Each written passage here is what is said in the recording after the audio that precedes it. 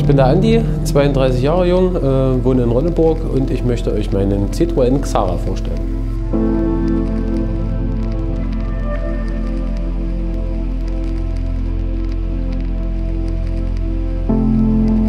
Ja, das Auto ist Baujahr 1997.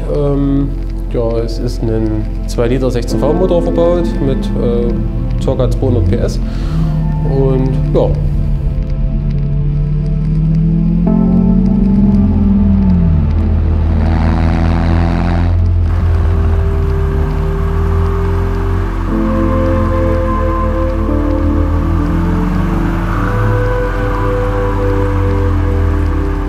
Ja, also ich habe meine Lehre bei Citroën gemacht und da lag es natürlich nahe, dass ich auch ein Citroën fahre.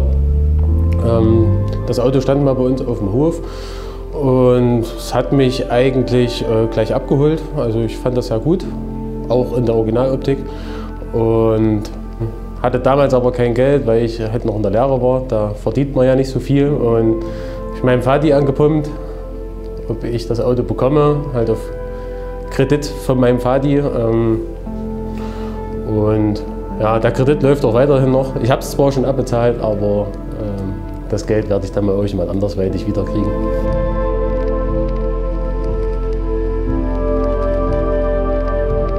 Ja, als erstes fuhr das Fahrzeug natürlich als Daily, sage ich jetzt mal. Ich meine, damals hatte man auch gar kein Geld für ein zweites Auto.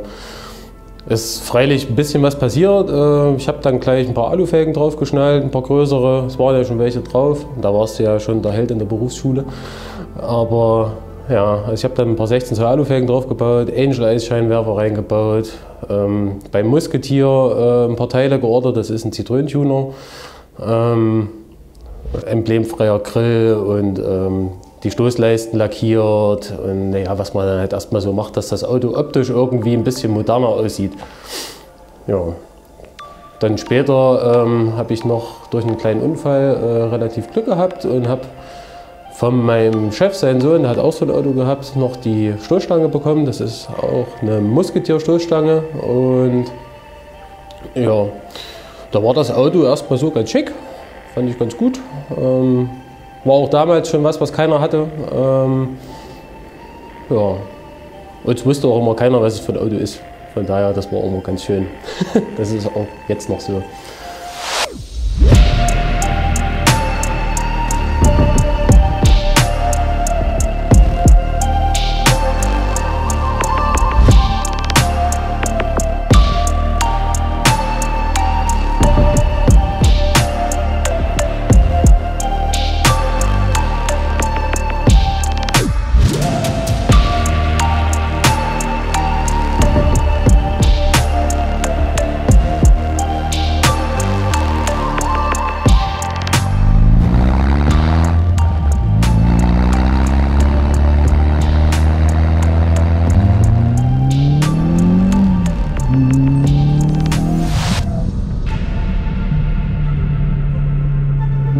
Das Auto musste natürlich dann noch irgendwann mal tiefer gelegt werden, das gehört ja irgendwie dazu. Also mussten ein paar 40er Federn rein. Ja, jetzt werden viele lachen. Ja, dann habe ich aus einem Citroën ZX eine Lederausstattung bekommen und habe die angepasst und habe die bei mir reingebaut. Die Sitzbank ist immer noch drin. Ja, dann ging das los mit ein paar Sticker-Bomb-Sachen. Das war ja vor ein paar Jahren Mode. Und ja, bin ich auch eine Zeit lang rumgefahren, das war ganz cool. Ja, dann kam so ein Remus-Endschalldämpfer und ein bisschen Bassbox und naja, was man da halt so in seinem jugendlichen Leichtsinn gemacht hat.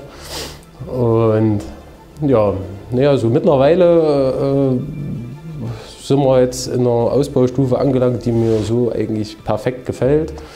Ich habe vor 2 Jahren angefangen, ein Luftfahrwerk reinzubauen. Basiert auf einem TH Technics Gewindefahrwerk mit Felgen und Balkplatten aus Polen. Die Hinterachse ist umgebaut auf Passat 3C Querlenker. Die habe ich umgeschweißt und habe die an die Drehstabachse montiert. Das ist alles schraubbar, also ich könnte es zur Not auch zurückrüsten, aber ja, wer will das schon. Aber man möchte es halt trotzdem im Hinterkopf haben, dass man es zurückbauen könnte. ja, dann kamen ein paar viele Felgen zwischendrin. Ich bin lange Zeit OZF1 Racing gefahren, zweiteilig. Waren schön, aber nach 5 Jahren oder so konnte man sie halt auch nicht mehr sehen. Und da mein Lochkreis 4x108 ist am Fahrzeug, ist auch ein bisschen schwieriger, da Felgen zu finden, die da perfekt draufpassen und auch schön sind und auch selten sind oder halt gut draufpassen. Ne? Da habe ich dann im BMW-Lager geguckt und habe dann bei eBay Kleinanzeigen BBS RS2 gefunden mit Lochkreis 5x120. Und da habe ich mir von der Firma Epitech Adapterplatten anfertigen lassen, dass ich die adaptieren kann. Und ja, die passen relativ saugend drauf. Es ist ein bisschen Platz zur Bremsanlage vorne und ja, abgelegt sieht das Ding, denke ich, so ganz gut aus.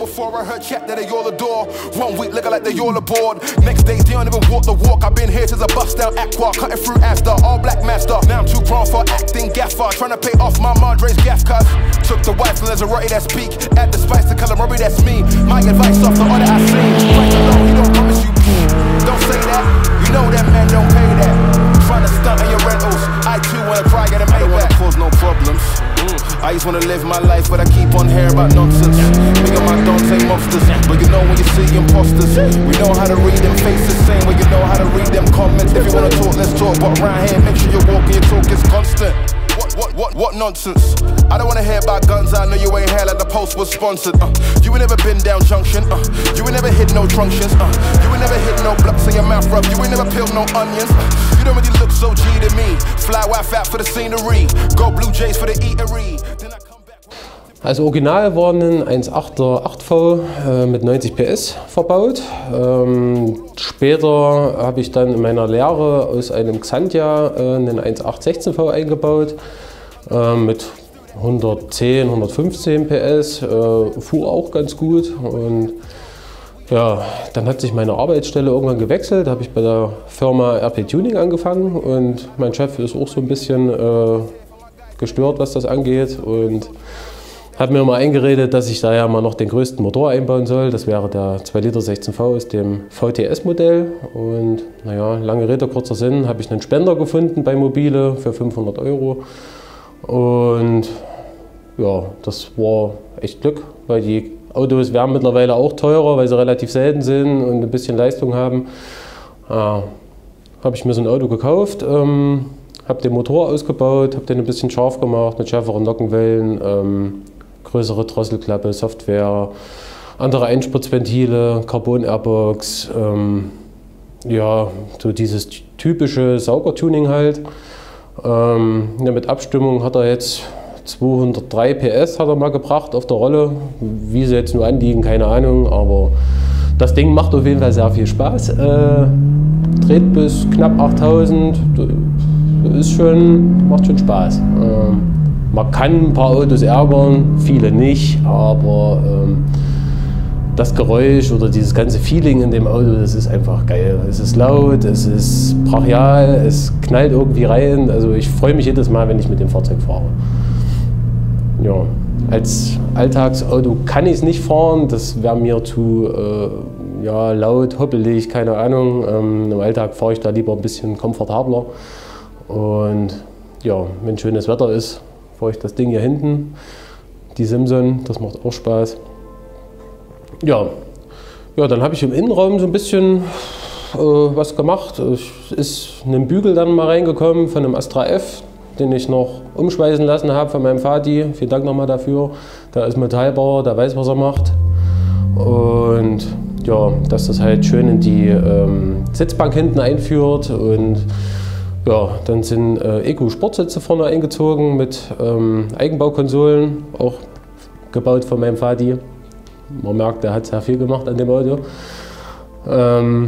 Ja, ein Luisi geschüsseltes Sportlenkrad mit einem Snap-Off. Ja, ein bisschen was mit Alcantara bezogen, die ABC-Säulen, schwarzer Himmel.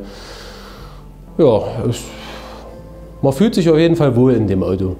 Kofferraumausbau ist ein bisschen schlichter gehalten, gerade weil ich halt auch gerne mal eine Kiste Bier mitnehme oder einen Wascheimer oder Ja, also es ist eine Endstufe verbaut, es ist komplettes Lufterzeugerkit unter dem doppelten Boden mit einem VIA-Kompressor, einem VO4-Block. Ja, den Kompressor habe ich noch ein bisschen modifiziert mit einem Anti-Vibrationskit. Ist relativ leise. Der doppelte Boden ist noch mit so Schaumstoffmatten ausgelegt, dass es halt relativ leise ist. Ja, also man hört ihn eigentlich fast gar nicht. Farbe ist noch original, also das, was nicht lachlackiert wurde. Also ein paar Teile sind noch Originallack. Gefällt mir auch ganz gut. Ich meine, das Auto ist zwar selten generell, aber die Farbe ist noch seltener auf dem Auto. Also die gibt es nicht oft. Und ja, sie sieht relativ gut aus, glänzt auch schön. Ja, das Dach ist schwarz glanzfoliert. Vielen Dank nochmal an meinen Kumpel Stöpsel, der die ganzen Folienarbeiten an meinem Auto immer durchführt. Das macht er immer sehr gut, auch manchmal widerwillig, weil ich da irgendwelche komischen Ideen habe. Aber ja, das macht schon einen guten Eindruck alles. Ja, die Scheinwerfer sind neue Originale, aber ein bisschen modifiziert. Das heißt, das Inlay wurde schwarz-matt lackiert. Dann habe ich den Fernlichtreflektor gelb bedampfen lassen. Die Nebelscheinwerfer sind die Reflektoren gelb bedampft. Ja, es ist ein US-Standlicht verbaut. Die Blinker, wie soll ich sagen, Reflektoren sind orange lasiert. Ja, alle Stoßleisten, Griffleisten, alles ist irgendwie in Wagenfarbe gekommen. Und ja, dann hätte ich noch eine Auspuffanlage, die auch selber gebaut ist. Das sind 2,5 Zoll Edelstahl von vorne bis hinten. Das Fahrzeug hat original schon einen Fächerkrümmer und ja, hat einen Sportcut verbaut, also AU-Schafter, falls die Ordnungshüter mitgucken. Ja, es ist ein Siemens Mittelschalldämpfer verbaut und ein Roar Don Silencio, keiner wird es kennen, Endschalldämpfer. Aber ich denke, das alles zusammen klingt ganz gut, harmoniert sehr gut in dem Auto, also er schreit sehr schön, wenn ich das so sagen darf.